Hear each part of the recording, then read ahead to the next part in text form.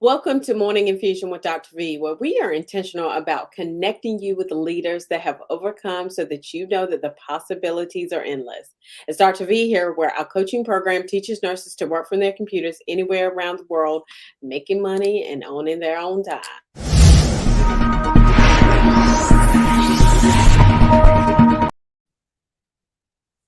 Our special guest today is Tiffany Nichols.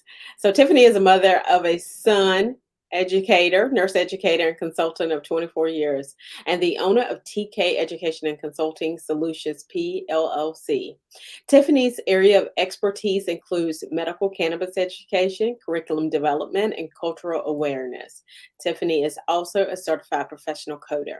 Tiffany has been instrumental in assisting nurses, healthcare professionals, and healthcare organizations gain the knowledge that is necessary to add care of medical cannabis consumers to current practice and begin cannabis industry businesses. So, welcome, welcome, welcome, Tiffany. Good morning. Good morning. So I wanted to we're gonna dive right in. So, what motivated you to become a nurse from the beginning?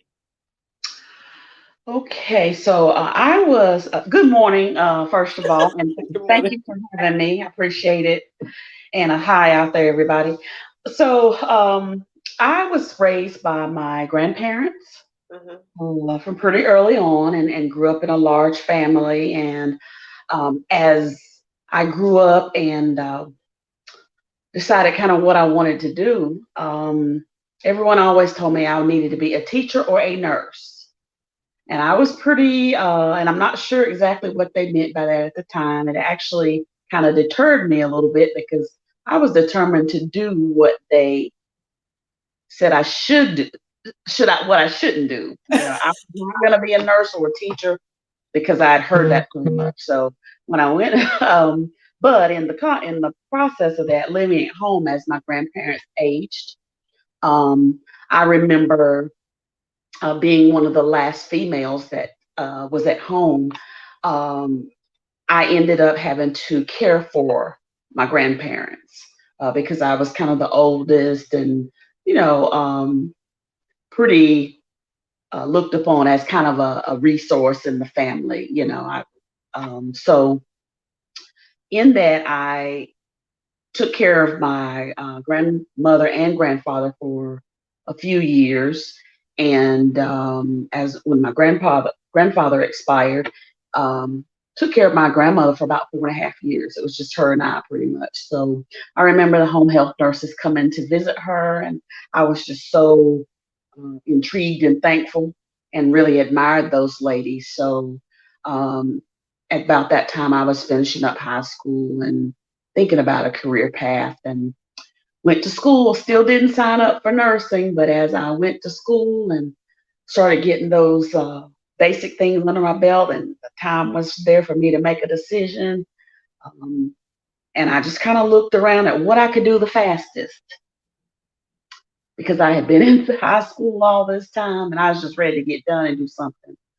So nursing was an option. So there was that nursing thing coming back again. And everybody was saying, well, you should do nursing. You should do nursing. So anyway, I entered into the nursing program, and it was just the best thing I've ever done. I think this is where I always needed to be or should have been.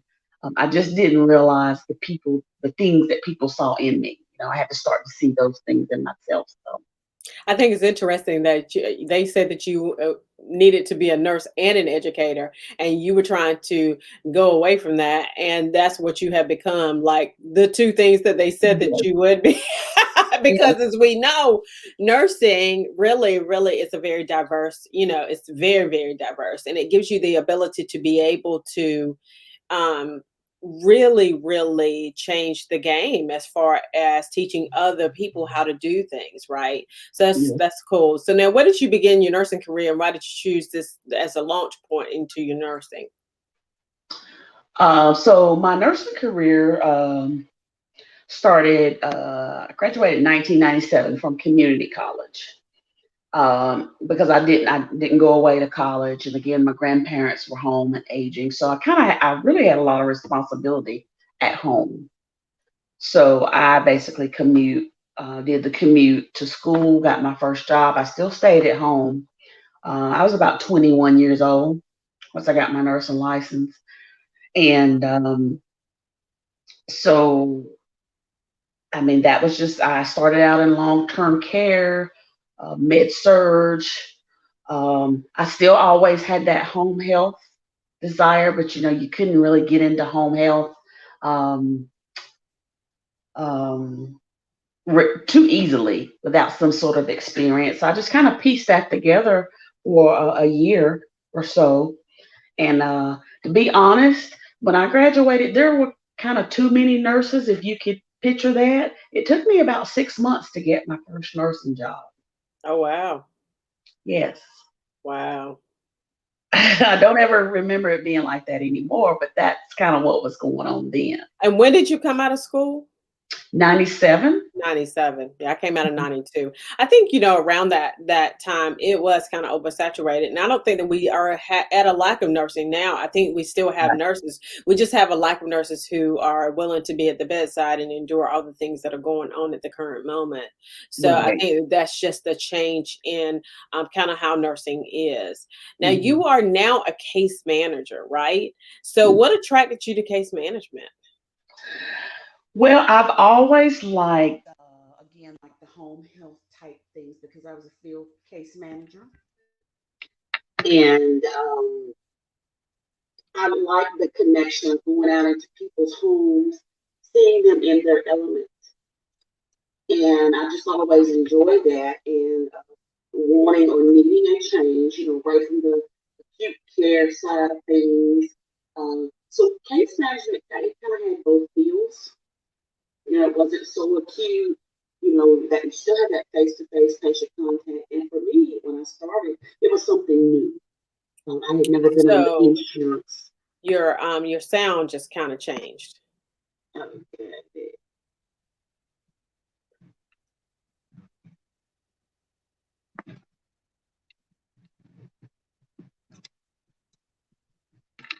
Um, is that better? That's better. Hello? Okay. Yeah. So it kind of had both feels to it. So it was kind of attracting to me. Again, it was something new. I'd never been on the insurance or the business side of things. Mhm. Um, so this was kind of a natural fit at that time. I still had my son in school, so I had to be able to do school things. So it was easy to incorporate the position into my life, as well. Gotcha. Gotcha. Gotcha. Now, and it is interesting the business side of things because the reality is that we have to balance the business with a care, right?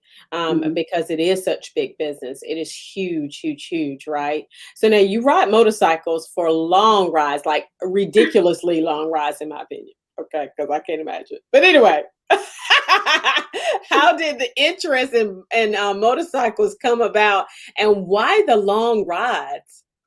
Ooh, okay. Ooh, I get excited about this kind of stuff. So, um, the year my son was born, which was 2004, I was always kind of a tomboy. Grew up with the neighborhood kids, and we rode mini bikes, and you know, I was one of the girls that was always out there playing basketball and you know, football and all the kind of a tomboy type stuff growing up. So I always had that, I think, an adventurous spirit. And a lot of years, high school, college, and my son was born in 2004. And I always liked to ride motorcycles, but most of it was on the back with my significant other at that time. And it's just something I wanted to do. Didn't really get a lot of support from that person, so I didn't kind of push it too much. So when my son was born, just because of some other things that had transitioned in my personal life, I kind of realized, my son, it was so easy to kind of lose your identity when you become a mother. And I had done some of that in the past and didn't want to do it again. So while I knew it was important to be a mother and pretty much focus on my child, and what not wasn't married at the time, not still not married, but I needed something kind of for me, and I needed a sisterhood. I don't have any sisters. I needed a sisterhood, so I kind of some close cousins and friends. We kind of got together and toyed with this idea of getting motorcycles and joining a club or starting a club or something. So anyway, that all kind of evolved. I went to safety class, loved it, loved it. I went there not knowing how to do anything with a motorcycle to knowing how to ride. I love it. Love it. So now why do you take long rides like you do? At this point, I've probably been riding long distance about 7 or 8 years. So in motorcycle, there's kind of, phases. I like to think, when you're kind of younger, you got a lot of energy. You have that need for speed, I guess. Hmm. So you ride the sports bikes or the crotch rockets, as we call them, and you do those kinds of things. You know, it's mainly short distance, just riding around town. You go and meet your club, and you may ride to a bike show or something. But it was pretty much local, but just a lot of it was because of the way we had to ride those bikes. And as we started networking with other groups and seeing other people, older people, looking at riding as more of an enjoyment, not necessarily for sport, if you can. So I said for my 40th birthday, I was going to purchase a Harley. That's a big thing, and everybody knows what those are, the beautiful bikes, and a lot of, I guess a lot of, I don't know how to say it, a lot of, there's a big following, I guess you could say, the culture itself. So, and as you learn more about the way they used to do things in the past and factors that have kind of paved the way, it's just like any other group. There's a history and there's meaning behind lots of things. You just have to kind of get in there and see. So I bought a Harley or Cruiser for my 40th birthday, and those bikes are truly set up for long distance. I mean, they have radios, they have more comfortable seats, your positioning is different, you know. There's all weather clothing, there's boots, there's heated gear, there's everything that you need to be comfortable on these longer rides. So that's kind of key as far as preparation. But I started just kind of riding with different people, and I say, okay, let's go here. It may start out with a few hours, and it may start out with a day trip or a weekend. And you just identify places that you kind of want to go. You get invited to events and stuff. And my first long ride was probably to the beach. I love to go to the beach, which is about But 4 hours from me. you've been Myrtle to like Beach, North and South Carolina Louisiana. beaches. But Uh-huh. you've been to Louisiana, right? I have, I have. Well, That's what that's I one mean of by the them long things. rides. Do it Yeah, now. well, I've been to Key West. That's and New Jersey's probably the furthest this way. Ah, so is New Jersey further than Key West? It's a different direction. Just different direction. Gotcha, Yes, gotcha, Key gotcha. West. This once you get to Florida, which is about 8 hours, it's still another 500 or so miles. So Ah, it was a pretty. We were kind of doing this challenge, like we still do challenges. We've done like 1,000 miles in one day for 24 hours. So there's all kinds of things, and I love it. I'll try anything I want. There's historical rides, there's female rides, and a lot of different things. That you can do. Yeah. Now you had a patient that changed your thoughts on cannabis. Tell us the story and what about it changed your thought process as it relates to cannabis. Okay. And that was during my case management years. About 4 or 5 years ago. I was out there in the field visiting people in their homes. So I had started to think about starting a consulting company. That was kind of a backstory going on. I was looking for something new and different. You'd hear about cannabis in the news a lot. We would hear a lot about what Colorado was doing at that point because they were kind of a little more advanced. a lot of areas of the country. So I went and visited this gentleman, or we had a rapport. I was on my caseload, and he had a terminal cancer. And this gentleman, a lot of times we like to talk about those model patients, and he was that. He was just that. And, he was a model patient. His family was excellent, really loving, really caring. But this gentleman had primarily exhausted a lot of his medicinal options like chemo and radiation, and he was most likely headed toward palliative or hospice care. And, in talking and visiting with this gentleman over several weeks, he shared a lot. And to sum it up, this man really had, a gentleman, excuse me, he still had a zest for life. He wanted to live. His family, I mean, they were desperately trying to find ways to, keep their dad here.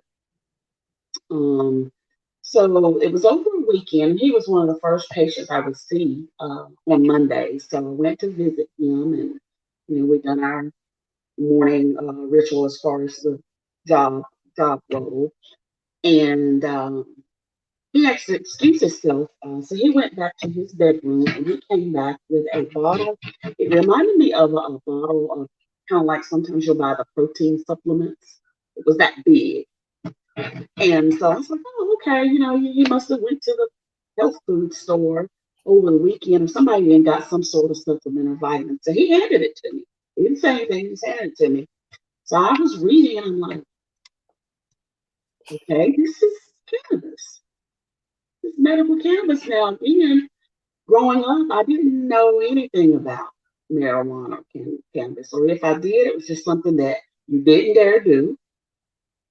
And it was sometimes a negative. You would hear about people that were addicted and, it had consumed them and consumed their life. So most of what I knew about cannabis was not really that great. So I'm like, oh, okay, well, this is medical cannabis. And we started to kind of talk about it.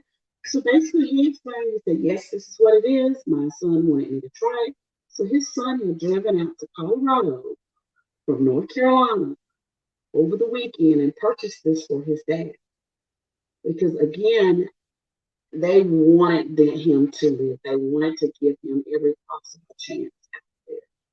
So at that point, internally, I'm like, oh my God, what am I supposed to do? How am I going to? But I knew I needed to be an advocate. I know that is one big thing of mine. You have to be an advocate no matter what situation, because in the home, you never know what you may. People are in their own element. Right. I knew I needed to know something as far as possible, would it interact with things that he's doing? How should he start the conversation with his doctor? Um, some of those things will increase your bleeding risk. I knew basic things, but I just wasn't sure at how to really, what I felt like properly educated. I knew we needed to know a little bit about what's going on legally. Is this legal? So forth. So it was at that moment I knew I needed to know something about this. This is obviously a thing. Also, started to recall various visits with other patients over the years where, again, we're in a home health setting, um, where you may drive up for your visit and they may be on the porch smoking a joint or blunt, as they call it. Some people were very honest. They would say, it helps pain or helps keep me calm, or they would tell me what benefit they felt like they got from it. You know, but when I had to say, well, no, absolutely not, you just learn to listen, you know, and educate them as best you can, you know. And you So like the honesty of your patients, right? You like the yeah, honesty of, I had this guy come in, we had to ask a question, especially after we had there was a patient that, you know, forgot it's, this whole culture of, suicide and, things of that nature. So you have to ask those questions, right, whenever they come into the emergency department. So one of the questions that you have to ask, because that leads into sometimes, drugs can be the gateway into your suicide ideations, right? And so one of the questions that you ask is, do you do drugs, right? Or do Hmm. you do any illegal substances? And this one guy was like, I smoke weed every day. And I was like, okay. I mean, Yeah, they'll be very, yeah, they'll be very honest with you. and I And was like, okay. yeah, but at the end of the day, as a whole, what I realize is that people do a lot of self-medicating. That's right. And so, it was those things that, again, I was in transitioning out of a job. At that point, I was fortunate to take a few months off. So again, kept researching and studying and more interesting. And this was a possible opportunity for me to, transition into. So it just kind of was a natural fit. A lot Yeah. of it was. Now you have a course and you're teaching about cannabis. Who is your target market and why did you choose cannabis over any other course? Okay. So again, as I was researching and I was trying to get what I felt like I needed for my practice, I realized that there's got to be other nurses out there that need this and other health professionals. And so there weren't really many courses out there at all that taught us how to care. What do we do when they end up in the ER or on our surgical table? Um, Because it's gonna so happen. And it has happened. it Right, has happened. And right, so, those are the drive behind me. And again, an opportunity. I'll be totally honest. There's so much opportunity in the cannabis industry. right. Of course, on the medicinal side of things, I'm also looking for ways to create generational wealth for my family. Uh, Truly service-based businesses. It is a service. Wellness. Um, we didn't get these things in nursing school. Doctors didn't get it in pharmacy school.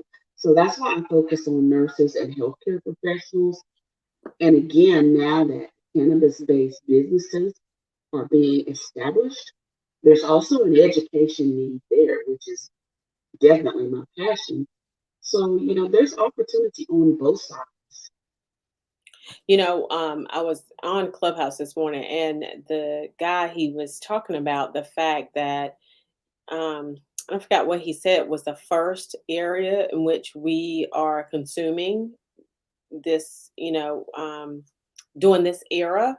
The second one was technology, but the third one was information, because the reality is that, you know, and not that I don't love school and don't love the curriculum, okay, but there's some concepts that you go over in school that just does not serve you well. I mean, it just is what it is, right? Hmm. I mean, I there's certain concepts, there's certain theories that I will never use. There's certain algebraic methods I will never use. I mean, it just is what it is, right? It just doesn't make Yes, sense, right?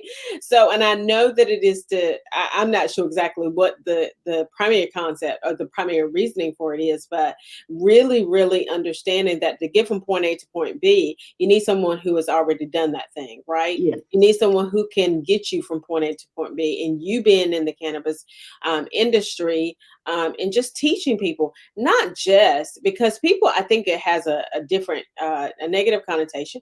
I mean, I've had my own perspective on it for sure. Okay. But having the understanding that it is what it is, it is coming. It is coming a lot faster than what we used to always think that it is. And just really, really having an understanding of it so that we can better take care of our patients, so that we yes. can better take care of our nurses who are taking care of the patients, so that they have the understanding across the board. So I think that's super, super important. Now, what are some of the advantages and challenges that you have faced related to cannabis? Okay, the challenges, of course, the main one is that it's still federally illegal. It is still a Schedule One substance, which it hinders research. It hinders you know, it's the stigma, as you just mentioned. There's, it's still, you can still be persecuted for certain things. Of course, I don't do any plant touching or plant facing. All I do is education and consulting. So it does not limit me a lot. And that's one of the advantages of being an educator. Education is needed on a wide scale, no matter where you end up in the industry. Um, so advantages, and I think that what's proving, what the research is showing, that patients and consumers, they are really getting some amazing wellness results from plant-based medicine, cannabis. Um, and the states that are now legal, you're seeing they are donating a lot of money into social equity causes, in communities are thriving because they have this new revenue. So, those are definitely some positives. Gotcha. Now, what is a book that has impacted you and why was it so impactful? Let me say that again. A book that has impacted you and why was it so impactful? Uh, I'm gonna.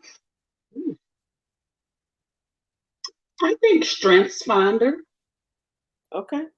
Um, Is that like a disc assessment? it is a type of assessment. Okay, okay, all right. And I think during the time where I was, I feel like a seasoned nurse. I think about year 13 before I went back to school the first time. And I was in a home health position. I'd been out in the field. I wanted to transition into management. I wanted to seek out other opportunities. I don't feel like I was really supported by my administration at that point in time. And when I approached them about seeking other opportunities, it's for whatever reason they didn't feel like I was ready. I may have not been, but I felt like I was. But I think instead of really kind of having that conversation with me and um, groom me or maybe mentor me, I think they kind of took the high road and they gave me a book. And that's the book that they gave you. It was the Strengths Finders, and I'm like, but now I can look back on that and I can say that that's probably the best thing that ever happened. Because now, needless to say, I did not stay there very much longer. But from there, I can honestly say I went on to be very successful in a lot of other areas. And it's really been nothing but forward progression for me. So sometimes, although people don't want to support you for their own personal reasons, it may not be a positive. Sometimes we can take those things and the tools that they give us, we can still learn something from those That's people. right. And Things then that, we take it to move forward with it. I always say that things don't happen to us, they happen for us. Everything. And understanding your strengths is super, super important because Mm-hmm. when you understand your strengths, then you can understand your weaknesses, right? And when you understand your weaknesses, then you can hire to your weakness, right? That is huge, huge. And I didn't, I just really just got that here recently because I need Mm-hmm. to understand how good I am in these areas. I'm good at getting it done. Now the process to getting it done, forming those processes, I'm not necessarily the best, right? And Right. I know that, right? And so then I hire to that weakness so that we are both successful in what we do, right? Mm-hmm. And so I think that's super important. So how can the audience find you? Okay, I am on Instagram at Canib Nurse. That's CANNIBNURSE. My website, which tells more about what I do, course offerings, so forth. Our conference is coming up next year. Um, that is tk-solutions with an s.org. That's tk-solutions with an s.org. You can contact me through the website. You can email me. at TK Solutions with an S 2019 at yahoo.com. I'm on Clubhouse, Facebook, all of your platforms. DM me. I'm in a lot of different areas, so look forward to hearing from some of you. I know that's right. I know that's right. So we will be starting another cohort of VP Nursing Business Academy in October. It is a six-month comprehensive program that leads nurses and coaches them to working from their computers anywhere around the world, making money and owning their own time. If this interests you, we can jump on a call so that you're able to gain clarity on how to create multiple streams of income. You can sign up at V as in Victor, P as in Paul, nursing.com. I ask that you like and share this podcast. And just know that Morning Infusion with Dr. V, we're intentional about connecting you with leaders such as Tiffany who have overcome so that you know that the possibilities are endless. You guys have a phenomenal rest of your day.